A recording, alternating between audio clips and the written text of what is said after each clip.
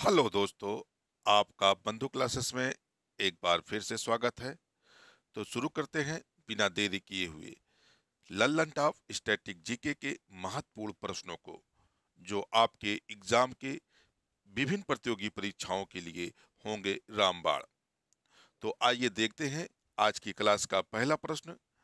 प्रश्न देखें दोस्तों, इससे पहले जो दोस्त नए इस चैनल पर नए जुड़े हों वह चैनल को सब्सक्राइब कर लेंगे और बेल आइकन का बटन जरूर प्रेस कर देंगे, जिससे मेरा आने वाला प्रत्येक वीडियो का नोटिफिकेशन आपको मिलता रहे। तो आज का पहला प्रश्न है, निम्न में से कौन सा स्थल चित्रकला के लिए प्रसिद्ध है? महाबलीपुरम, बाघ, भीमबेटका या अजंता? तो दोस्तों, जो विकल्प आपके सामने हैं उनमें से सर्वाधिक जो शैलश्रित या चित्रकला की प्रदर्शनी मिली है वह कौन सी है? भीमबेटका है। तो आपका राइट आंसर हो जाएगा सी वाला। भीमबेटका की अगर हम बात करें तो यह मध्य प्रदेश के, यानी मध्य प्रदेश के रायसेन जिले में, रायसेन जिले में यह स्थित है। इसे कहा जाता है यह पूरा पाषाण काल से लेकर, यानी पूरा सॉरी दोस्तों, पाषाण काल से लेकर मध्य पाषाण काल तक, मध्य पाषाण काल तक क्या होते हैं, इसमें हमें चित्र की प्राप्ति होती है। तो जो सर्वाधिक चित्रों के लिए प्रसिद्ध है तो वह कौन सा है? भीमबेटका है। तो कभी कभी आपसे इसकी लोकेशन के बारे में क्वेश्चन पूछता है कि भीमबेटका कहाँ स्थित है, तो यह मध्य प्रदेश के रायसेन जिले में स्थित है। आइए अगला प्रश्न देखते हैं। अगला प्रश्न है दोस्तों, मराठों का इतिहास किसने लिखा था? Grant Duff, B D Savarkar, हेरनी प्रिंसेप या हेरनी फिलिप? तो दोस्तों, मराठों का जो इतिहास था वह इतिहासकार ग्रांट टफ के द्वारा लिखा गया था।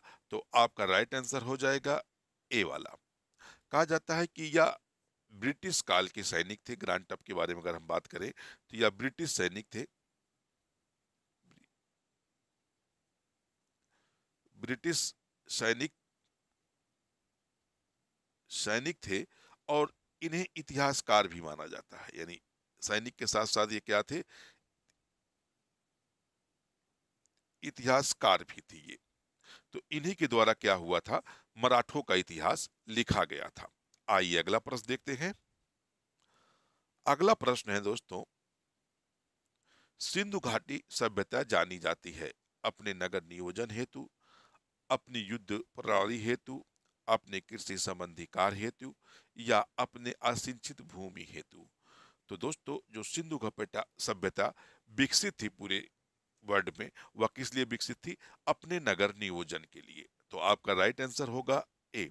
कहा जाता है दोस्तों, सिंधु सभ्यता के लोग जो थे अपने नगरों को बहुत ही सुव्यवस्थित बनाते थे। उनकी जो सड़कें हुआ करती थी एक दूसरे को क्या थी, समकोण पर काटती थी। मतलब आप एग्जाम्पल के तौर पर देखें तो एक दूसरे के समकोण की तरफ काटती थी। और जो उनके नगर में मकान बनाए जाते थे उनके जो मेन दरवाजे थे वो सड़कों की तरफ ना खुलकर क्या करते थे, सड़कों के पीछे की तरफ खुला करते थे।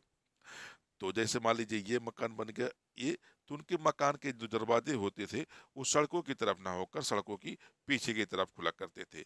और इनके जो मेन रोड होती थी उसी की तरफ ये बनाए थे और नालियां बनाए थे। इसी में क्या हुआ था, मेन होल भी बनाया करते थे।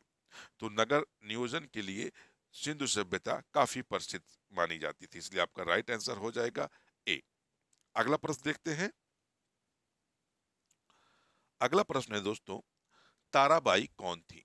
राजा साहू की पत्नी, राजा राम की पत्नी, बालाजी बाजीराव की माँ या इनमें से कोई नहीं? तो ताराबाई जो दोस्तों या शिवाजी की दूसरे पुत्र राजा राम की पत्नी थी। तो आपका राइट आंसर हो जाएगा बी। कहा जाता है दोस्तों, ताराबाई के द्वारा जिस समय राजा राम की मृत्यु 1700 में, यानी 1700 में क्या होती है, राजा राम की मृत्यु हो जाती है। मृत होने के बाद इन्होंने क्या किया था, अपने पुत्र को शिवाजी द्वितीय के नाम से मराठा साम्राज्य की गद्दी पर बैठाकर उसकी संरक्षिका बनी थी और अपने साम्राज्य को मुगल सम्राट औरंगजेब से क्या कर रही थी, सुरक्षा प्रदान कर रही थी। तो आपका राइट आंसर होगा बी वाला। अगला प्रश्न देखते हैं। अगला प्रश्न है दोस्तों, एलोरा के कैलाश मंदिर का किस निर्माण किस वंश ने करवाया था? गुप्त, पाल, राष्ट्रकूट या प्रतिहार? तो एलोरा का जो कैलाश मंदिर है दोस्तों, इसका निर्माण राष्ट्रकूटों के द्वारा करवाया गया था। तो आपका राइट आंसर होगा सी। अगला प्रश्न देखते हैं। अगला प्रश्न है, भगत सिंह ने सेंट्रल असेंबली में बम फेंका था राजगुरु के साथ, सुखदेव के साथ, बुटकेश्वर दत्त के साथ या चंद्रशेखर आजाद के साथ? तो भगत सिंह ने अपनी बात को अंग्रेजों के समक्ष रखने के लिए बुटकेश्वर दत्त के साथ क्या हुआ था, सेंट्रल असेंबली पर बम फेंका था। और बम फेंकने के बाद दोस्तों कहा जाता है भगत सिंह और बुटकेश्वर दत्त जो है वहीं खड़े रहे, अपनी गिरफ्तारी दिए, क्योंकि भगत सिंह का कहना था कि सत्ता के बहरे कानों को अपनी आवाज पहुंचाने के लिए इससे अच्छा तरीका और नहीं होता था। इसी कारण 31 मार्च 1900 दोस्तों 31 को क्या हुआ था, इन दोनों को फांसी दे दी गई थी। तो आपका राइट आंसर बनेगा सी वाला, बुटकेश्वर दत्त के साथ। अगला प्रश्न देखते हैं। अगला प्रश्न है दोस्तों, काफी पॉपुलर प्रश्न है ये, प्रत्येक एग्जामों में हर जगह पूछा जाता है। इंडिया वीमेंस फ्रीडम पुस्तक किसकी आत्मकथा है? मौलाना अबुल कलाम आजाद, डॉक्टर राजेंद्र प्रसाद, सुभाष चंद्र बोस या बीडी सावरकर? तो इंडिया विंस फ्रीडम पुस्तक यह दोस्तों मौलाना अब्दुल कलाम आजाद की क्या है, आत्मकथा है। आपका राइट आंसर होगा ए। अगला प्रश्न देखते हैं। अगला प्रश्न है दोस्तों, भारत छोड़ो आंदोलन के दौरान उत्तर प्रदेश के निम्न स्थानों में से किस में सामंतर सरकार की स्थापना की गई थी? बलिया, इलाहाबाद, लखनऊ या फैजाबाद? तो दोस्तों जिस समय अगर भारत छोड़ो आंदोलन चल रहा था तो 8 अगस्त यानी 8 8 अगस्त 1942 को भारत में भारत छोड़ो आंदोलन शुरू किया जाता है। और इसी आंदोलन के दौरान उत्तर प्रदेश के बलिया जिले में चित्तूर पांडे के नेतृत्व में क्या होता है, समांतर सरकार यानी कुछ दिनों के लिए बलिया को क्या किया जाता है, अंग्रेजों से मुक्त करा लिया जाता है। और यहाँ एक सरकार बनती है जिसका नेतृत्व कौन करते हैं, चित्तूर पांडे करते हैं। आपका राइट आंसर होगा ए, बलिया। अगला प्रश्न देखते हैं। अगला प्रश्न है दोस्तों, निम्नलिखित में से किस आंदोलन के साथ अरुणा आसफ अली जुड़ी थी? असहयोग आंदोलन, सविनय अवज्ञा आंदोलन, चंपारण सत्याग्रह या भारत छोड़ो आंदोलन? तो दोस्तों अरुणा आसफ अली जो हैं असहयोग आंदोलन के साथ जुड़ी थी। इनका महत्वपूर्ण जो योगदान था, भूमिगत होकर रेडियो के माध्यम से यानी भूमिगत रेडियो के माध्यम से ये क्या करती थी, भारत छोड़ो आंदोलन का क्या करती थी, प्रचार करती थी। तो अरुणा आसफ अली किस आंदोलन के साथ जुड़ी थी? तो भारत छोड़ो आंदोलन के साथ जुड़ी थी। ये भी क्वेश्चन कई बार पूछा गया है दोस्तों आपसे कि भारत छोड़ो आंदोलन का नेतृत्व कौन कर रहा था?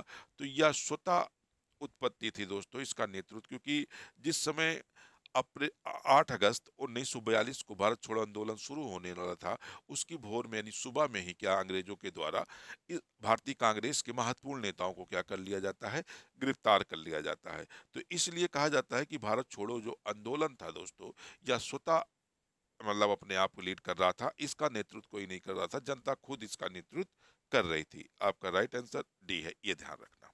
आइए अगला प्रश्न देखते हैं। अगला प्रश्न है, सांप्रदायिक अधिनिर्णय की घोषणा के बाद निम्नलिखित में से किसे संपादित किया गया था? पूना समझौता, लखनऊ समझौता, शिमला समझौता या लाहौर समझौता? तो सांप्रदायिक अधिनिर्णय दोस्तों इसमें क्या हुआ था, गोलमेज सम्मेलन में यह निर्णय लिया गया था कि जिस तरह से मुस्लिमों को पृथक निर्वाचन मिला था, उसी तरह से अब क्या होगा, हरिजनों को भी पृथक निर्वाचन उपलब्ध कराया जाया था। इसी बात को लेकर महात्मा गांधी के द्वारा क्या हुआ था, अमरा अनशन बैठक हुई थी और उसके बाद गांधी और अंबेडकर के बीच 1932 में, यानी 1932 में एक समझौता होता है और इसी समझौते को क्या कहा जाता है, पूना पैक्ट कहा जाता है, यानी पूना समझौता कहा जाता है। तो आपका राइट आंसर होगा ए। अगला प्रश्न देखते हैं। अगला प्रश्न है दोस्तों, निम्नलिखित में से किस द्वीप युग को 10 डिग्री चैनल अलग करता है? अंडमान और निकोबार, लक्षद्वीप और मिनिकॉय, दक्षिणी अंडमान और लिटिल अंडमान, या पनबन और मन्नार। तो दोस्तों, जो 10 डिग्री चैनल है या भारत के दो द्वीपों को अलग करता है। पहला द्वीप अंडमान और दूसरा निकोबार, यानी अंडमान और निकोबार द्वीप को क्या होता है दोस्तों, इसे क्या किया जाता है, 10 डिग्री के द्वारा अलग किए थे, इसलिए आपका राइट आंसर हो जाएगा ए वाला। और लक्षद्वीप और मिनिकॉय की अगर बात करें तो दोस्तों, यह 9 डिग्री चैनल पर अलग होते हैं एक दूसरे से। कितने पे? 9 डिग्री चैनल पर, चैनल पर एक दूसरे से अलग करते हैं। अगर दोस्तों कभी कभी ये भी क्वेश्चन आपसे पूछा जाता है कि भारत का दूरस्थ द्वीप कौन सा है, तो आपका वो द्वीप कौन है, मिनिकॉय है।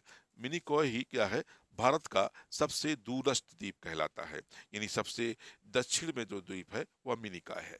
आइए अगला प्रश्न देखते हैं। ये दोस्तों 9 डिग्री है, 90 नहीं करना है इसे। आइए अगला प्रश्न देखते हैं।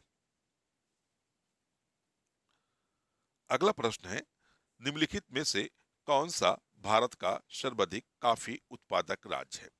उत्तर प्रदेश, महाराष्ट्र, केरल, कर्नाटक। तो भारत में सर्वाधिक जो कॉफी का उत्पादन किया जाता है वह कर्नाटक राज्य में किया जाता है। तो आपका राइट आंसर हो जाएगा दोस्तों डी। क्योंकि दोस्तों ये प्रश्न इसलिए चर्चा में था कि अभी 8 से 9 अक्टूबर की रियासत 28 से 25 से 28 अगस्त के बीच कर्नाटक में पांचवा कर्नाटक में पांचवा कॉफी विश्व सम्मेलन होने वाला है, यानी कॉफी विश्व सम्मेलन सम्मेलन का आयोजन किया जाएगा, या पांचवा होगा। और इसीलिए क्या हुआ है, कर्नाटक चर्चा में है, यानी अभी हाल ही में इसमें क्या होगा, पांचवा कॉफी विश्व सम्मेलन का आयोजन किया जाएगा। आइए अगला प्रश्न देखते हैं। कालागढ़ बांध किस नदी पर बना हुआ है? गंगा नदी, रामगंगा नदी, यमुना नदी, या शारदा नदी। तो कालागढ़ बांध जो दोस्तों या उत्तराखंड में स्थित है और इसे कहाँ बनाया गया है, रामगंगा नदी पर बनाया गया है। तो आपका राइट आंसर होगा बी वाला। अगला प्रश्न देखते हैं। अगला प्रश्न है,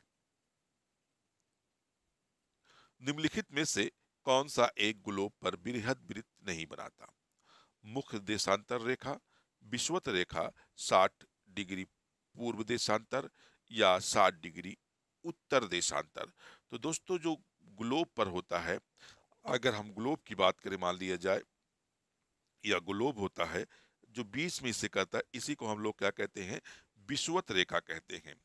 और देशांतर जो होती है दोस्तों, देशांतर, इस तरह से कुछ देशांतर बनाया जाता है जो क्या करती हैं, ये एक बृहद ग्लोब का निर्माण करती हैं।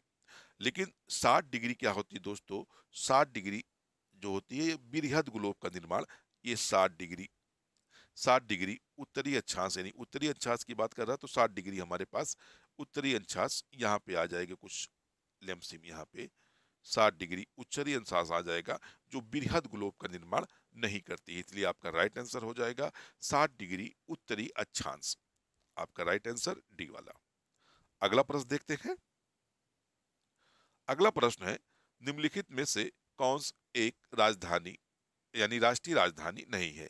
New York, Berlin, Beijing, Canberra. तो दोस्तों पूछ रहा है कि इसमें राष्ट्रीय राजधानी कौन सी नहीं है।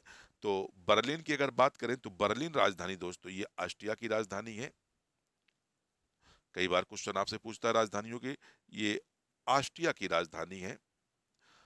तो बीजिंग की बात करें तो यह चीन की राजधानी है, और कैनबरा की बात करें तो यह ऑस्ट्रेलिया की राजधानी है, यानी ऑस्ट्रेलिया की राजधानी है, ऑस्ट्रेलिया की राजधानी है। लेकिन न्यूयॉर्क के दोस्तों क्या है, यह संयुक्त राज्य अमेरिका का एक प्रमुख शहर है और यह संयुक्त राष्ट्र अमेरिका का राजधानी नहीं है। तो आपका राइट आंसर हो जाएगा ए।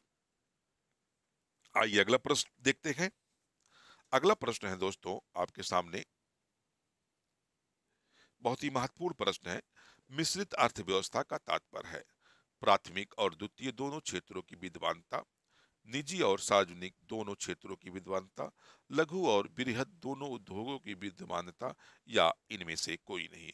तो मिश्रित अर्थव्यवस्था दोस्तों, अर्थव्यवस्था तीन टाइप की होती हैं। तो पहले होती है पूंजीवादी अर्थव्यवस्था, दूसरी होती है समाजवादी अर्थव्यवस्था, और तीसरी अर्थव्यवस्था होती है मिश्रित अर्थव्यवस्था।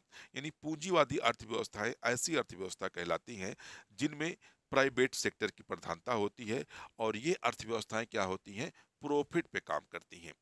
और साम्यवादी ऐसी अर्थव्यवस्था होती है जिन पर अर्थव्यवस्थाओं पर सार्वजनिक यानी सरकार का नेतृत्व होता है, यानी सरकार का नियंत्रण होता है। ये ऐसी अर्थव्यवस्था क्या कहलाती है, सम साम्यवादी व्यवस्था या समाजवादी अर्थव्यवस्था कहलाती है। अब मिश्रित अर्थव्यवस्था क्या होता है दोस्तों, इन दोनों का गुण जो होता है, यानी कुछ सेक्टर में प्राइवेट हो और कुछ सेक्टर में क्या होती है, सार्वजनिक का प्रधानता होती है। यानी इन दोनों की विशेषताओं से जो मिलकर नई व्यवस्था बनती है, उसी को क्या कहा जाता है, मिश्रित अर्थव्यवस्था कहा जाता है। तो हमारे विकल्प में कौन ऐसा विकल्प है, निजी और सार्वजनिक दोनों क्षेत्रों की विद्यमानता हो। यानी जिस अर्थव्यवस्था में निजी और सार्वजनिक दोनों क्षेत्रों की विद्वानता पाई जाती है, ऐसी अर्थव्यवस्था क्या कहलाती है, मिश्रित अर्थव्यवस्था कहलाती है। तो आपका राइट आंसर हो जाएगा बी। अगर मिश्रित अर्थव्यवस्था का सबसे अच्छा देश हमको एग्जाम्पल में देखें, तो भारत की जो इकोनॉमिक है, भारत की जो अर्थव्यवस्था है, वह कैसी अर्थव्यवस्था है, तो मिश्रित अर्थव्यवस्था है। एग्जाम्पल में हम भारत का नाम दे सकते हैं। तो आपका राइट आंसर क्या है, बी वाला है। अगला प्रश्न देखते हैं। अगला प्रश्न है, वार्षिक आर्थिक समीक्षा को तैयार करने के लिए निम्नलिखित में से कौन उत्तरदायी है। भारतीय रिजर्व बैंक, वित्त मंत्रालय, केंद्रीय सांख्यिकी संगठन, राष्ट्रपति। तो दोस्तों जो वार्षिक आर्थिक समीक्षा पेश होती है, यानी प्रत्येक वर्ष भारत सरकार के द्वारा एक वार्षिक आर्थिक समीक्षा पेश की जाती है, और इसका जो तैयार करने की ड्यूटी होती है वह कौन होती है, भारत सरकार के वित्त मंत्रालय की होती है। यानी वित्त मंत्री के द्वारा, वित्त मंत्रालय में जितने वर्कर होते हैं उनके द्वारा यह वार्षिक रिपोर्ट तैयार की जाती है। तो आपका राइट आंसर क्या बनेगा, बी वाला बनेगा। ओके, आइए अगला प्रश्न देखते हैं। भारत में गरीबी रेखा के निर्धारण का आधार क्या है, निवेश का आंकड़ा, आय का आंकड़ा, बचत का आंकड़ा, या उपभोग आंकड़ा। तो दोस्तों जो भारत में गरीबी का निर्धारण किया जाता है वह किस पे किया जाता है, उपभोग के आधार पर किया जाता है। यानी उपभोग के आंकड़े के आधार पर भारत में गरीबी का निर्धारण किया जाता है। हाल ही में एक कमिटी गठित हुई थी जिसने सचिन तेंदुलकर समिति थी, जिसने क्या कहा था, उसने भी गरीबी पे आंकड़े दिए थे। तो आपका राइट आंसर होगा उपभोग आंकड़े के आधार पर। अगला प्रश्न देखते हैं। अगला प्रश्न है दोस्तों, कमैया प्रणाली है नेपाल में अनुबंधित श्रमिकों की एक प्रणाली जो पीढ़ी दर पीढ़ी चलती रहती है। नेपाल में नहरों की एक व्यवस्था जो असिंचित भूमि को आच्छादित करती है।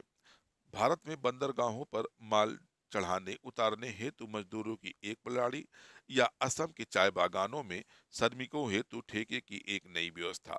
तो जो कमैया प्रणाली है दोस्तों, यह नेपाल में पाई जाती है। नेपाल में अनुबंधित श्रमिकों की एक ऐसी सिस्टम होता है दोस्तों, जो पीढ़ी दर पीढ़ी इस व्यवस्था को क्या करता है, चलाता रहता है। तो आपका राइट आंसर क्या बनेगा, ए वाला। अगला प्रश्न देखते हैं। अगला प्रश्न है दोस्तों, निम्नलिखित में से कौन सा प्रत्यक्ष कर है, कस्टम ड्यूटी, विक्रय कर, एक्साइज ड्यूटी, या संपदा कर। तो दोस्तों भारत में क्या है, यानी क्या होता है, कर जो होता है दो टाइप का होता है। एक तो होता है प्रत्यक्ष, यानी प्रत्यक्ष कर होता है, और दूसरा कर कौन सा होता है, अप्रत्यक्ष। अप्रत्यक्ष प्रत्यक्ष कर ऐसे कर होते हैं दोस्तों जिनका भार जिस पर पड़ता है उससे वही पेमेंट करता पड़ता है। जैसे मान लीजिए भारत सरकार के द्वारा किसी पर कर लगाया गया है, तो वह कर वह स्वयं अगर भुगतान करता है तो ऐसे करों को हम क्या कहेंगे, प्रत्यक्ष कर कहेंगे। अगर जो दोस्तों अप्रत्यक्ष कर होता है, अप्रत्यक्ष कर क्या होता है, स्वयं के द्वारा जिस पर लगता है वह उसको भुगतान नहीं करता है। जैसे एग्जाम्पल में अभी आपके सामने क्या दोस्तों, अभी आपके सामने हम क्या करते हैं, एक तरह से कहें जीएसटी। जो जीएसटी है दोस्तों, जीएसटी क्या है? भारत में एक अप्रत्यक्ष कर है। भारत सरकार इसे कभी डायरेक्ट किसी पर, व्यक्ति पर नहीं लगाती है, या वस्तुओं पर लगाती है, लेकिन वस्तु जो खरीदता है या क्या करता है, इनडायरेक्ट रूप से अप्रत्यक्ष कर के भुगतान करता है। तो लेकिन किसी कस्टम ड्यूटी हुई तो ये भी अप्रत्यक्ष का एग्जाम्पल है। विक्रय कर, ये भी अप्रत्यक्ष का एग्जाम्पल है। एक्साइज ड्यूटी, ये भी अप्रत्यक्ष का। संपदा कर दोस्तों क्या होता है, यह प्रत्यक्ष होता है, यानी जिस पर लगता है उसे भुगतान वही करता है। तो आपका राइट आंसर बनेगा डी वाला। तो दोस्तों, आपको यह वीडियो कैसा लगा आप हमें कमेंट बॉक्स में बताएंगे, और वीडियो को ज़्यादा से ज़्यादा शेयर करेंगे, लाइक करना ना भूलेंगे दोस्तों, और चैनल को सब्सक्राइब जरूर करिएगा। फिर मिलते हैं अगले वीडियो में, जब तक के लिए धन्यवाद। जय हिंद दोस्तों।